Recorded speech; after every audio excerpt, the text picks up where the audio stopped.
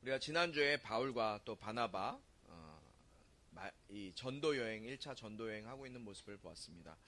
한번 지도를 띄워 주시겠어요? 바울과 바나바가 비시디아 안디옥에서 쫓겨나게 되죠. 그래서 보시면 이 위에 교회 장로를 세우는 그 비시디아 안디옥에서 쫓겨나서 이고니온 밑으로 한 120km 정도 되는 남쪽 이고니온으로 이동을 합니다. 그곳에서도 예수 그리스도에 대한 복음의 말씀을 그대로 전합니다. 수많은 유대인들과 이방인들이 예수 그리스도에 대한 복음의 말씀을 듣고 예수님을 믿기로 결단을 해요. 결정을 하는 거예요. 그런데 자신들의 기득권을 포기할 수 없었던 유대인들이 이 예수 복음을 믿고 예수님을 믿고 구원받기로 작정한 그 그들을 시기하고 방해하고 핍박하죠. 그리고 심지어는 사도들을 돌로 쳐 죽이려고 해요. 그래서 더 이상 그곳에 있지 못하고 이 이고니온에서 루스드라와 또 더베 지역으로 이동해서 복음을 전하게 됩니다. 이 루스드라 지역에서 어떤 일이 일어났습니까? 여기 글 써 있는 것처럼 안전뱅이가 고침을 받는 일이 일어나요. 한 번도 태어나서부터 걸어본 적이 없었던 다리에 장애를 가지고 있었던 이 사람이 하나님의 말씀을 들을 때 하나님의 말씀을 집중해서 들었을 때 바울이 그 속에 그가 나을 수 있는 믿음을 보고 말씀으로 일으켜 세우죠. 그래서 이 한 번도 걸어보지 못했던 이 안진뱅이가 그 자리에서 일어나 걷게 되는 역사가 나타나게 돼요. 치료의 역사를 나타내게 되죠. 그런데 그곳에 있던 사람들이 이 바울과 바나바, 이 안진뱅이를 일으켰던 바울과 바나바를 보면서 제우스다, 또 말을 잘하기 때문에 헤르메스다 라고 하면서 제물을 바치려고 하고 신으로 삼으려고 하는 거예요. 그때 바울과 바나바가 자신들의 이름이 높아지고 자신들이 그렇게 신적인 이 섬김을 받는 그것을 두려워하죠. 그리고 자신들의 옷을 찢어요. 그리고 우리가 지금까지 당신들에게 전한 이 복음은 지금 당신들이 하고 있는 이런 모습들을 버려라 라고 지금 전하고 있는 말씀이다. 나는 이 바울과 바나바는 당신들과 똑같은 인간이다. 동일한 인간이다. 동일한 성정을 가진 사람이다. 사람을 살리고 치료하고 고치는 이것은 이런 역사는 오직 하나님으로부터만 나온다. 이것을 믿어야 된다. 그것을 고치시는 분 예수 그리스도 그분을 믿어야 된다라는 복음을 선포하고 전도를 합니다. 여러분, 믿음은 들음에서 난다 그랬어요. 들음. 귀를 막고 계십니까? 딴 생각하고 계십니까? 아니요. 말씀을 들어야 믿음이 여러분 안에 생기기 시작하는 거예요. 진리의 말씀은 변하지 않아요. 시대가 지나도 상황이 변해도 진리는 변하지 않는 거예요. 진리의 말씀, 우리에게 진리로 오신 그 예수 그리스도는 변하지 않은 거예요. 바울 시대에도 변하지 않았고요. 지금도 변하지 않는 거예요. 저와 여러분의 마음 가운데, 심령 가운데 이 진리의 말씀인 예수 그리스도가 그대로 남아서 그 예수 그리스도를 통해서 주시는 말씀이 저와 여러분의 삶 가운데 발견되어지길, 그리고 그 능력으로 우리의 연약함이 치료되길 주님의 이름으로 축복합니다. 오늘은 우리가 사도행전 이 바울의 전도여행 마지막 부분을 보게 될 거예요.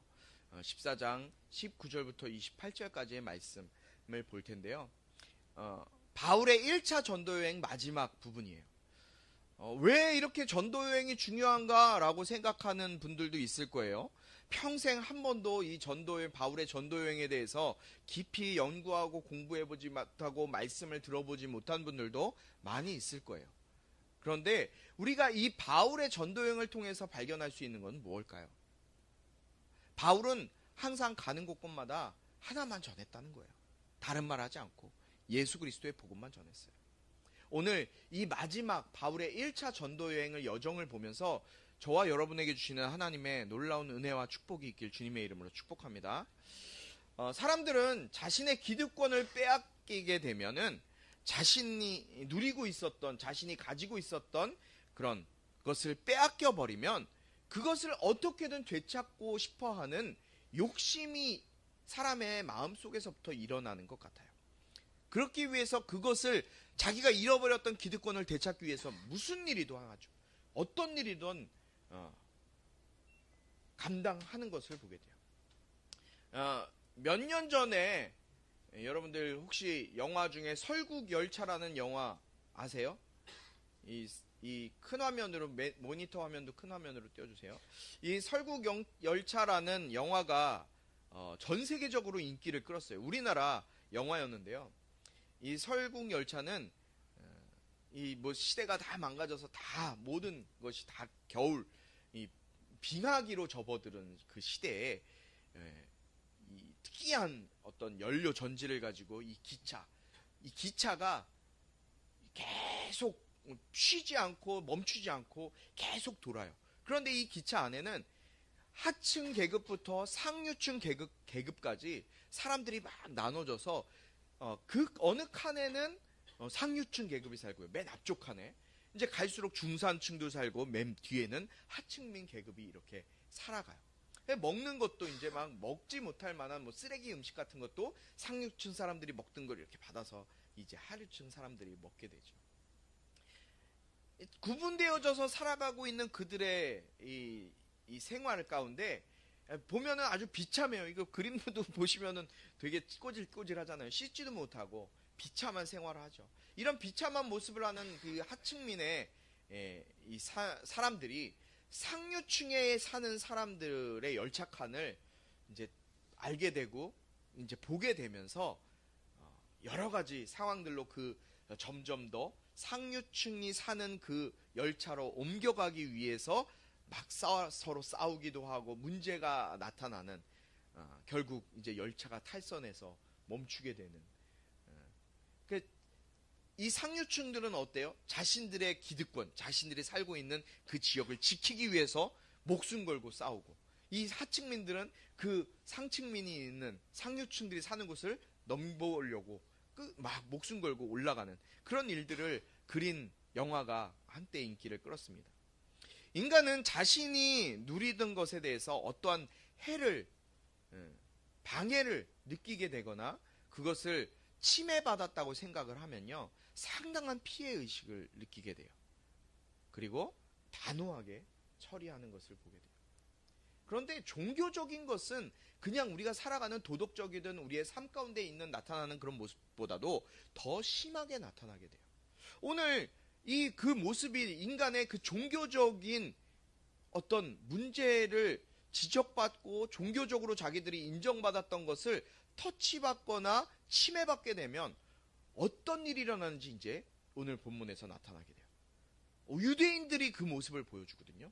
한번 14장 19절 말씀을 함께 읽어보도록 하겠습니다. 이 말씀은 살아계신 하나님 말씀입니다. 우리 19절 말씀 한 목소리로 함께 읽습니다. 시작.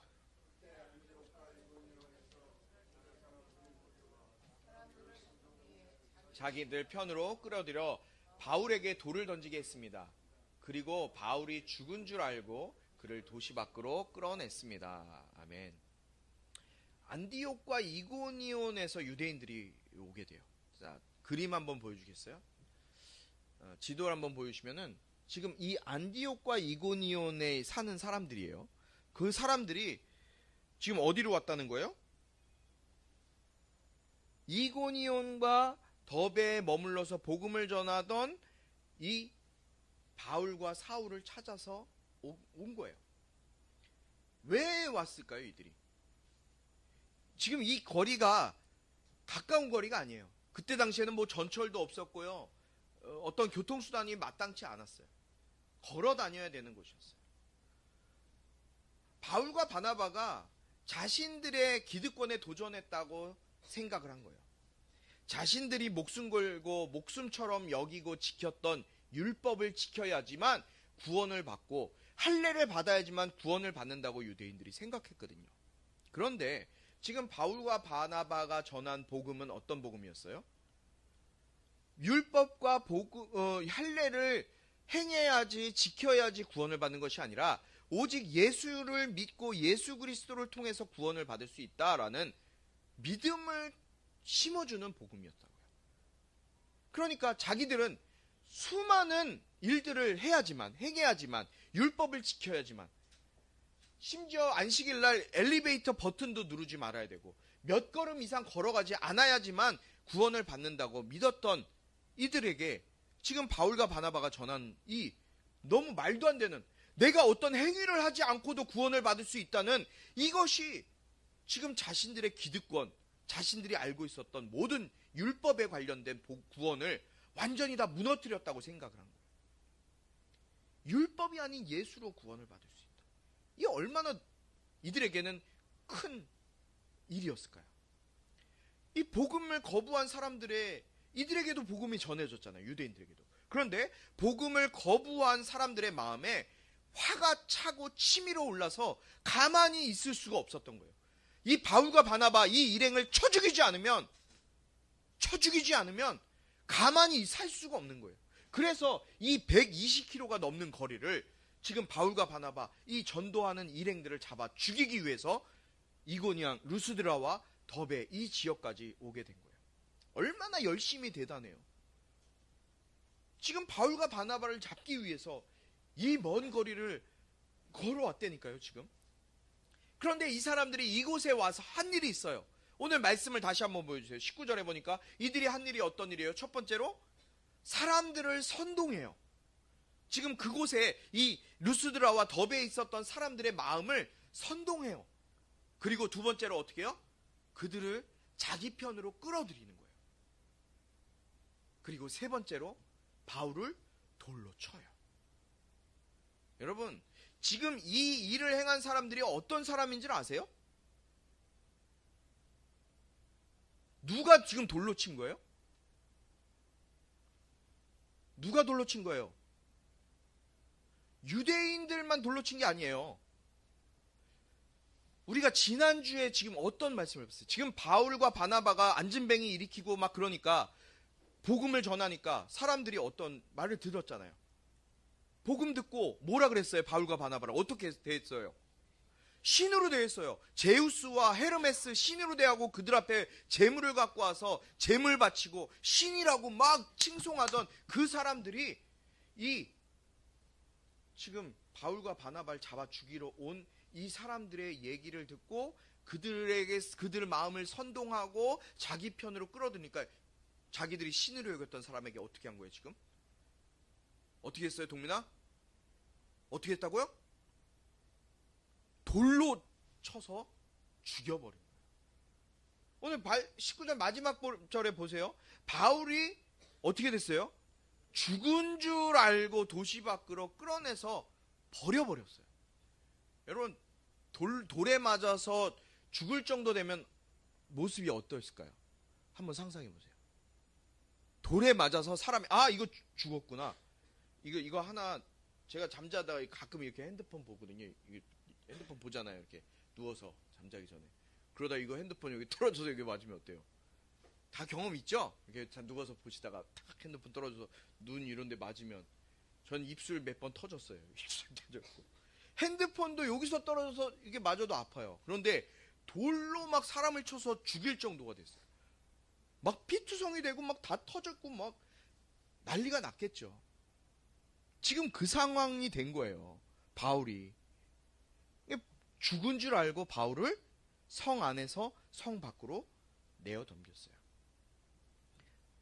아니, 바울과 바나바를 신으로 여겼던 이 사람들이 어떻게 한순간에 돌변해서 이제는 바울 일행, 이 복음 전한 바울 일행을 돌로 칠 수 있을까? 여러분, 어떻게 이런 일이 일어날 수 있을까요? 사람이 어떻게 이래요? 우리 그런 말 하잖아요. 당신이 나한테 어떻게 이래? 드라마 보면 많이 나와요. 당신이 어떻게 나한테 이래? 사람이 어떻게, 좀 전에는 나에게 신이라고 했던 당신이 나에게 어떻게 이래? 어떻게 이럴 수가 있어? 여러분, 이 일이 어떻게 이럴 수가 있을까, 인간이? 왜 그렇다고 생각하세요? 저는 이 싸움이 육적인 싸움이 아니었기 때문이라고 결론 내렸어요. 우리의 혈과 육에 대한 싸움이 아니기 때문에 자신들을 신으로 여겼던, 자신들이 신으로 여기고 그들을 칭송하고 제물까지 바쳤던 바울과 바나바 일행을 돌로 쳐서 죽이는 일을 하게 된 거예요.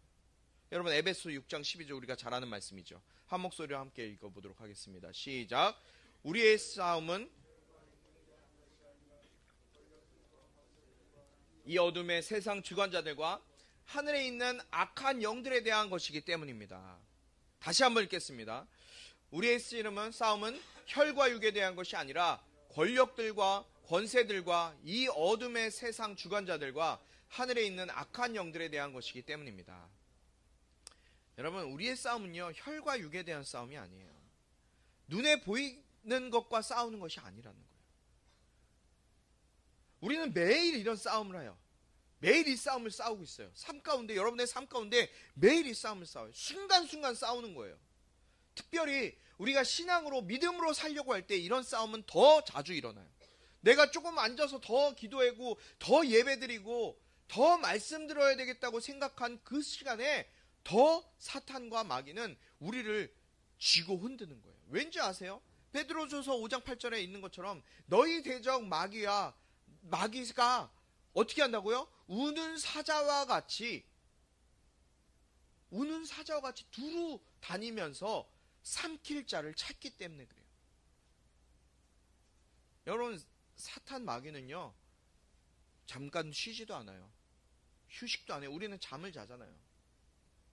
악한 사탄 마귀는 잠자지도 않고요, 휴식도 안 하고요, 계속 24시간 365일 내내 우리의 마음을 힘들게 하고 어렵게 해서 좌절하고 낙심케 해서 신앙에서 떠나게, 예수 그리스도의 복음에서 떠나게 하려고 우는 사자와 같이 쫓아다니고 있다는 거예요. 이 사실을 기억하세요. 여러분, 저는 안 그럴 것 같아요? 저도 그래요. 바울이 이 정도로 고백했으면 저는 어떻겠어요? 저 역시도 순간순간 영적인 싸움을 매일매일 순간순간 할 수밖에 없단 말이에요. 여러분의 삶 가운데 어려움이 찾아오고 문제가 찾아오고 시험이 올 때 이것이 혈과 육에 대한 싸움이 아니라 사단과 악한 영들이 나를 넘어뜨리기 위해 시험하는 것임을 깨닫고 영으로, 믿음으로, 신앙으로 이겨낼 수 있길 주님의 이름으로 축복합니다. 20절 21절 말씀 우리 한 목소리로 읽겠습니다. 시작. 그들은 그 도시에 복음을 전한 뒤, 아닌가요? 그러나 제자들이 바울 주위에 모여들자 그가 일어나 다시 도시 안으로 들어갔습니다. 그 다음날 바울은 바나바와 함께 더베로 떠났습니다. 그들은 그 도시에서 복음을 전한 뒤 많은 제자들을 얻게 됐습니다. 그러고 나서 루스드라와 이고니온과 안디옥으로 되돌아가. 아멘. 여러분, 바울이 지금 어떤 상태였다 그랬어요? 바울이 어떤 상태예요? 돌에 맞아 거의 죽은 것 같이 되어서 성 밖에 사람들이 죽었구나, 내버렸어요. 내던져 버렸어요. 그런데 제자들이 바울을 찾아왔어요. 어떻게 찾아왔는지 모르겠어요. 어떤 마음으로 찾아왔는지 모르겠어요. 다 사람들이 죽었다고 생각했으니까 내버렸을 거 아니에요. 아마 제자들은 장사하기 위해서, 장사를 지내줘야 될 거 아니에요. 장사하기 위해서 죽었다고 생각하고 아마 갔을 거예요. 얼마나 돌에 맞아서 심각하게 죽었는지. 그런데요, 제자들이 바울 주변에 이렇게 모여드니까 어떤 일이 일어나요? 오늘 20절에 보니까 제자들이 바울 주위에 모여들자 그가 일어나 다시 도시 안으로 들어갔습니다. 누가요?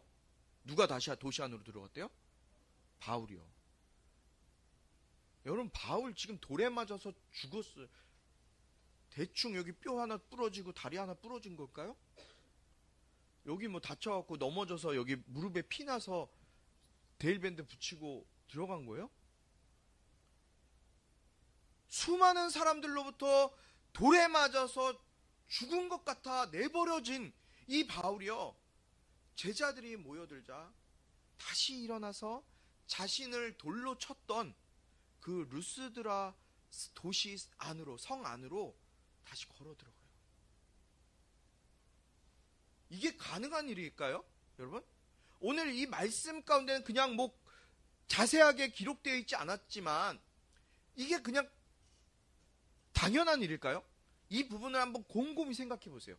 바울은 지금 돌에 맞아서 막 거의 가 죽게 되었어요. 그런데 그가 제자들이 이렇게 주변에 있으니까 제자들 사이에서 막 염려과 뭐 에너지 힐링 막 이게 우리 친구들은 잘 알죠. 뭐 마법사가 와서 힐링 불어넣어주면 막 그쵸? 게임에서 막 살잖아요. 그래서 바울이 다시 살아났을까요? 바울은 거의 죽었어요.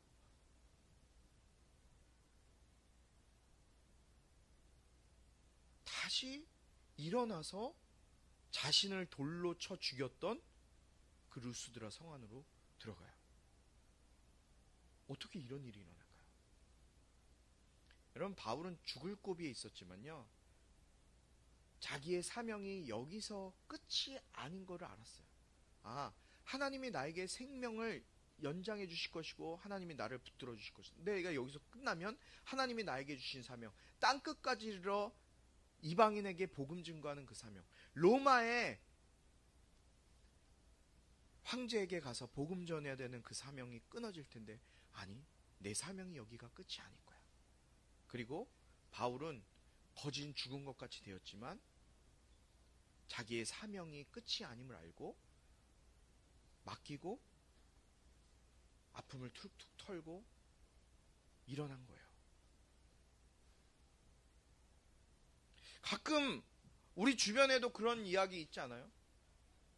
정말 죽을 병에 걸렸는데, 암병에 걸렸는데 인간의 능력으로는 날 수 없다고 하는데, 치료받을 수 없다고 하는데 믿음으로 기도하고 이겨낸 사람들도 있잖아요. 어떻게 생각하세요? 하나님께서 그에 대한 사명을 남겨두셨기 때문에 그 사명을 완수할 수 있는 시간을 그에게 허락하신 거예요. 생명을 주님께 맡긴 거예요. 그리고 그 다음날 바울은 바나바와 함께 더베로 떠나요. 그리고 그곳에서도 복음을 전한 뒤에 루스드라와 이고니온과 안디옥으로 돌아가요. 여러분, 이게 어떤 길이에요 지금? 자신이 지금 왔던 길로 다시 거꾸로 돌아가고 있는 거예요.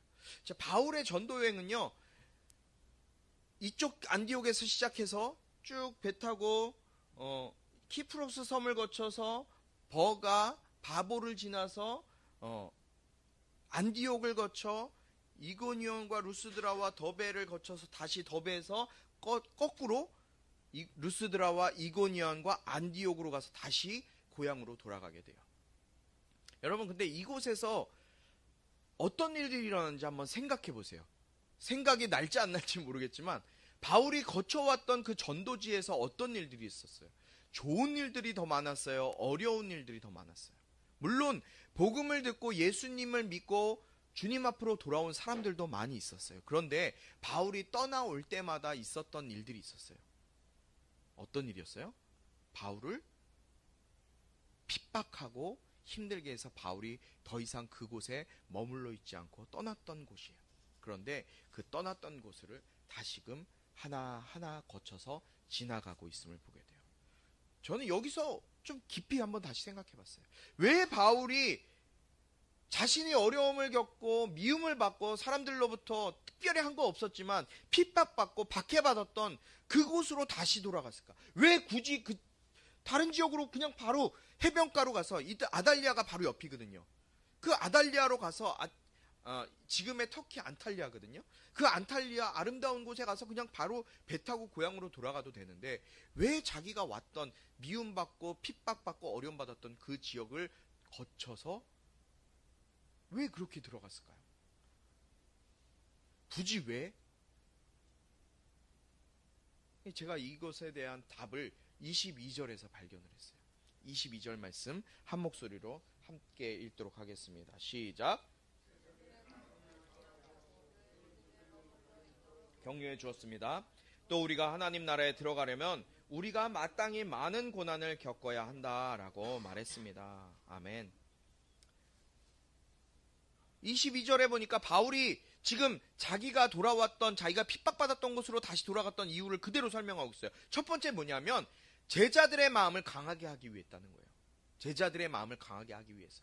여러분, 그 지금 거쳐왔던 그 지역에 바울이 복음을 전해서 제자들이 많이 생겼어요. 그렇죠? 예수님 믿는 사람들이 많이 생겼다고요.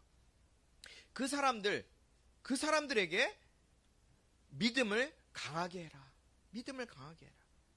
자신이 복음을 전해서 예수를 믿게 된 제자들의 마음이 흔들리지 않게 하기 위해서, 믿음 안에 온전히 서게 하기 위해서 다시 돌아가서 그들에게 믿음 위에 서야 된다.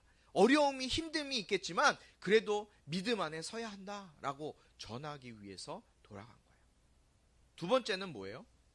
그들이 믿음에 머물러 있기 위해서, 격려하기 위해서 돌아왔어요. 이들에게 어려움이 없었을까요? 바울이 돌아가고 난 다음에 그곳에는 여전히 누가 있었어요? 유대인들이 있었어요. 예수 그리스도의 복음을 거부하고 미워하는 사람들이 있었다고요. 그런데 그들이 이 제자들, 그 예수님을 믿기로 작정한 사람들을 괴롭힐 거라고 알았기 때문에 바울이 그들을 격려하기 위해서 돌아가요. 마치 13장 43절에 나온 것처럼 하나님의 은혜 가운데 계속 머물러 있으라라고 권했습니다 라는 말씀을 이렇게 기억하시죠. 계속 하나님의 은혜 가운데 머물러 있으라고 권한 거예요. 격려한 거예요. 그리고 마지막 세 번째, 하나님 나라에 들어가려면 어떻게 해요? 마땅히 많은 고난을 겪어야 됨을 알려주기 위해서. 하나님 나라에 들어가려면 어떻게 해야 된다고요? 마땅히 많은 고난을 겪어야 한다는 거예요. 여러분, 지금 이 말을 전했던 사람들이 어떤 사람들이었어요? 초신자들이었어요. 초신자들에게 이 말을 하는 거 쉬운 거 아니에요. 예수님 처음 믿고 교회 처음 나온 사람한테, 여러분, 예수님 믿으면요 어려움이 올 거고 핍박받을 거고 쉽지 않을 거예요 라고 믿으면 여기 앉아 계실 분들이 많지 않을 거예요. 그럼에도 불구하고 여러분들은 믿음 안에 굳게 서는 줄 믿습니다. 그런데 초신자들에게 정말 쉬운 말 아니었을 거예요. 예수 믿으면 어려움 받고 고통 가운데 있고 사람들로부터 미움받을 거예요 라고 말하는 거 쉬운 거 아니었어요. 그러나 바울은 이 말을 했어요. 누구에게요? 이제 예수님 처음 믿는 사람들에게요. 예수님을 믿고 믿음을 가지고 살아가야 하는 제자들에게, 성도들에게 앞으로의 그들이 겪어야 될 고난에 대해서, 그 고난의 길을 바울은 숨기지 않고 사실대로 이야기해 준 거예요. 여러분, 예수님에 대한 믿음과 신앙을 갖는다는 것은요, 고통과 박해를 겪는다는 거예요. 이 당시 기독교인들에게는 어땠을까요? 이 당시의 기독교인들에게만 해당되는 것이 아니라요, 지금을 살아가는, 이 시대를 살아가는 저와 여러분에게도, 예수님을 믿는 우리 모두에게 이것은 동일하게 해당되는 거예요. 예수 믿으면요 세상 사람들로부터 미움받고 핍박받아요. 당연하게요.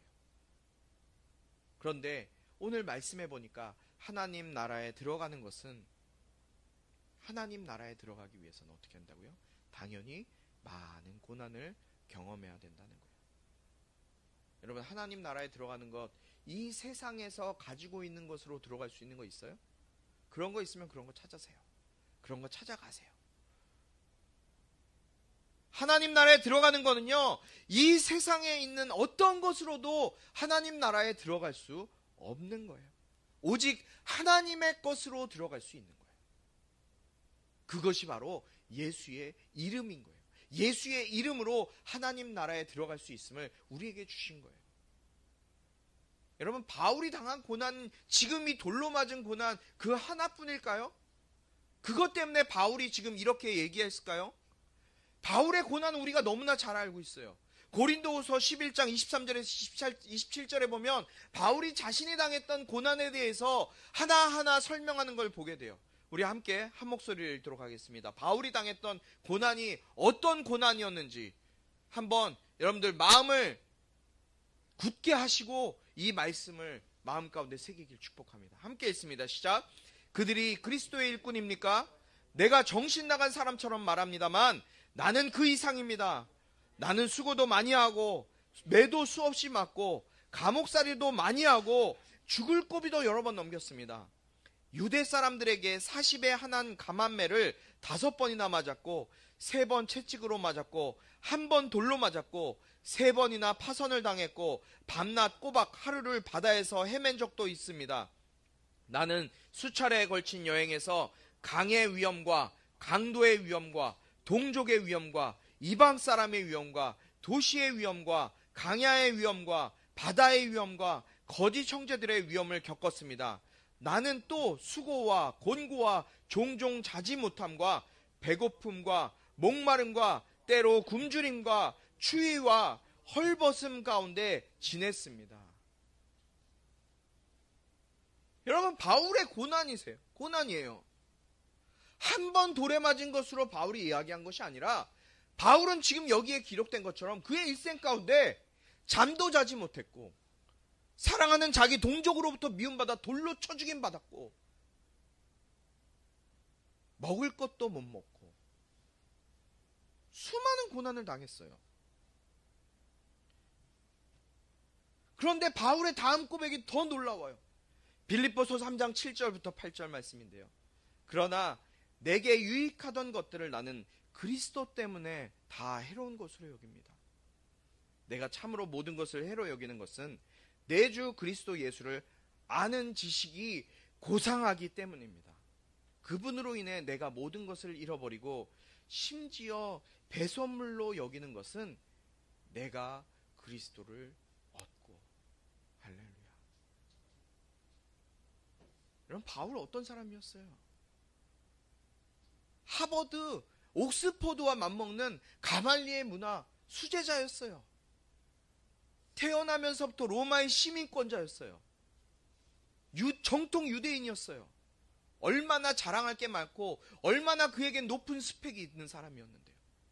그런데 자기가 가지고 있었던 모든 것들을 배설물로 여기고 해로 여겨요. 뭐 때문에요? 예수 그리스도를 얻는 것 때문에요. 여러분, 하나님 나라에 들어가는 것은요, 내 것을 버리고 나를 버리고 그리스도를 얻는 거예요. 나를 버려버리는 거예요. 그 안에서, 예수 그리스도 안에서 내가 발견되기 위한 것이에요. 내가 발견되는 것이 아니라, 내가 내 안에서 발견되어지는 것이 아니라, 나를 보면, 사람들이 나를 보면 나를 보고 내 안에서 예수 그리스도, 아, 저 사람 예수 믿는 사람이네. 당신 예수 믿죠? 예수 그리스도가 발견되어지는 거예요. 여러분, 하나님 나라에 들어가는 거요, 천국 가는 거요, 내 것 버리고 그리스도를 얻는 거예요. 그리스도로 살아가는 것, 그것이 하나님 나라 천국에 들어가는 거예요. 내 안에 내가 사는 것이 아니라 내 안에 그리스도가 살게 하는 것. 여러분, 우리는 죽을 때까지 이 경주를 해야 돼요. 죽을 때까지요. 우리 23절부터 28절까지 한 절씩 교도록 하겠습니다. 제가 먼저 읽습니다. 바울과 바나바는 제자들을 위해 각 교회마다 장로들을 세워 기도하고 금식하며 자신들이 믿는 주께 그들을 부탁했습니다.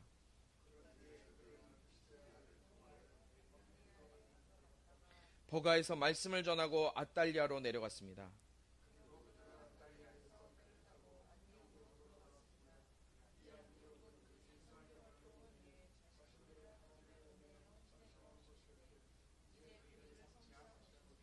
바울과 바나바는 안디옥에 도착해서 교회 신자들을 모으고 하나님께서 그들과 함께 행하신 모든 일과 하나님께서 어떻게 이방 사람들에게 믿음의 문을 여셨는지 보고했습니다. 그러고 나서 그들은 제자들과 함께 오랫동안 그곳에 머물렀습니다. 아멘.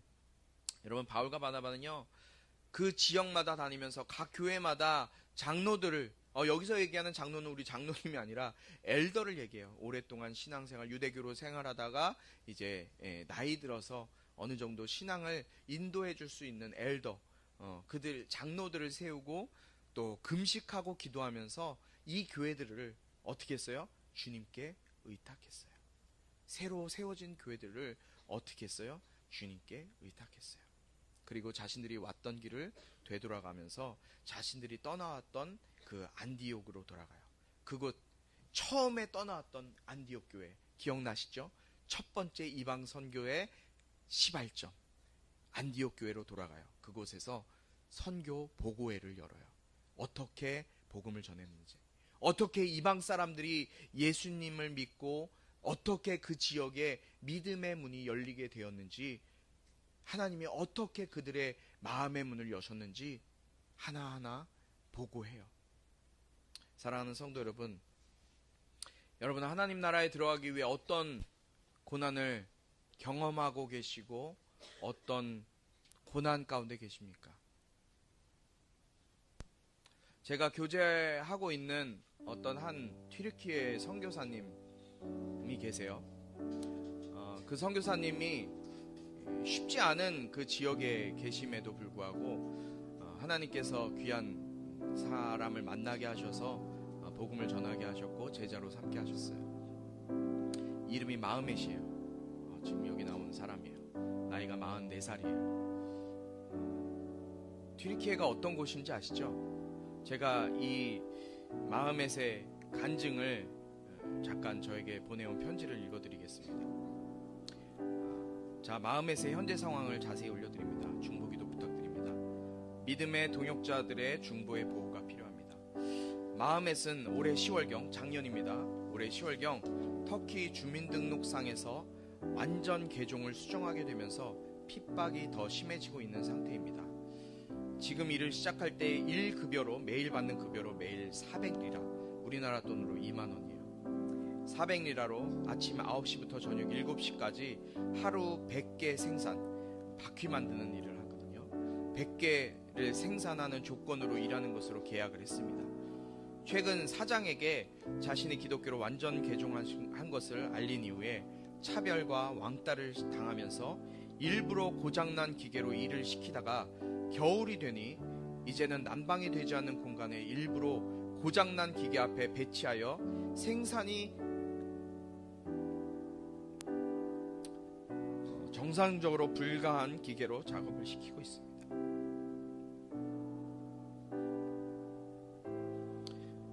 그러다 보니 1급여도 매일 400리라, 2만원에서 150리라, 8천원으로 다운시키고 생산 할당이 충족이 안 되면 1급여도 주지 않고 현재 15일 연체되어 있습니다. 요즘에는 밤 10시까지 일을 시키고 있습니다.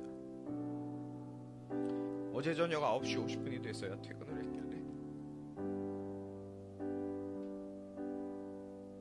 오늘 저녁 10시에 직장에서 나오자마자 차로 픽업하여 기도해주고 욥기 말씀을 나누고 집으로 태워다주면서 여러가지 대화를 나누었습니다. 쭉 길게 있어요. 여기까지만 말씀드릴게요. 여러분, 복음을 위해, 예수를 위해, 교회를 위해 저와 여러분들은 어떤 고난을 감수하고 계십니까? 바울이 얘기했어요. 하나님 나라에 들어가기 위해서는 마땅히 많은 고난을 경험해야 한다. 혼자 사는 게 아니에요. 이 사람은 이혼을 했어요. 딸아이가 하나 있고요. 다 무슬림이에요.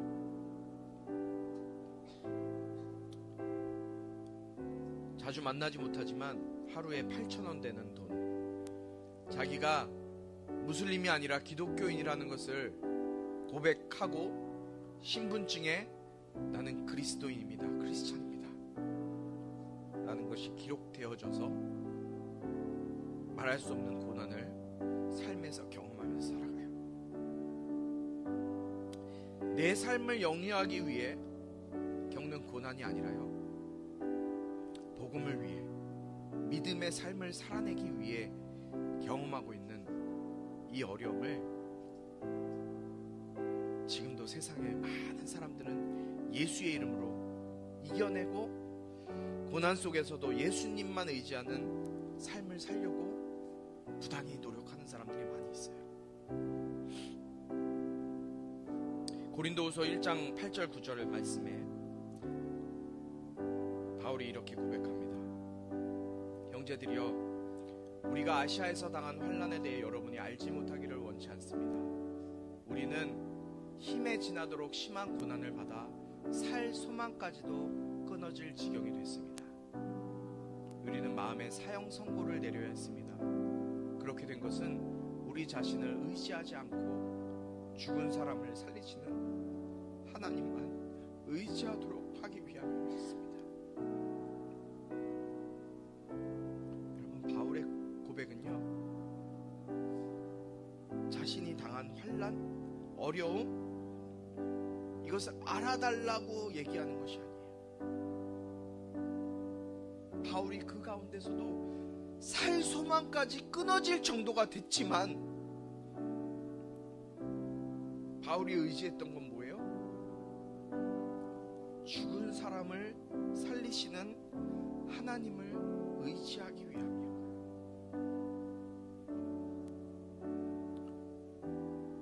여러분, 우리가 무엇을 의지하면서 살아가야 됩니까? 제가 이 설교를 딱 마치고, 설교문을 마치고 그 다음날 새벽에 이 가사가 떠올라서요, 잘 부르지 않는 찬양이었는데 이 가사를 찾게 됐어요. 충만이라는 찬양인데요, 이 찬양의 가사가 계속 마음에 돌더라고요. 예수로 난 충만하네. 예수로 충만하네. 바울이 고백했던 죽은 사람을 살리시는 하나님을 의지하는 것, 그게 바로 예수 이름 의지하는 삶이에요. 나는 살 수 없지만, 나는 할 수 없지만 나를 살리신 예수님, 그 예수님이 나를 붙드시고 내 삶 가운데 사시는 것, 예수로 충만하면 어떤 어려움 속에서도, 어떤 환난 가운데서도, 어떤 고난 가운데서도 우리는 승리하며 나갈게 될 줄로 믿습니다. 하나님 아버지의 극진하신 사랑과 성령의 감동, 치유, 회복, 세워주심의 은혜가 열방 가운데 예수의 이름을 간직하고 그 이름 때문에 핍박받고 고통받고 시련 가운데 있는 모든 심령들 가운데와 또 오늘 말씀을 듣고 어려움 가운데서도 예수 이름 붙들고 나에게 생명 되신 그 예수의 이름으로 살아가기로 다짐하고 작정하는 모든 심령들 가운데 지금부터 영원토록 함께하기를 축원하옵나이다.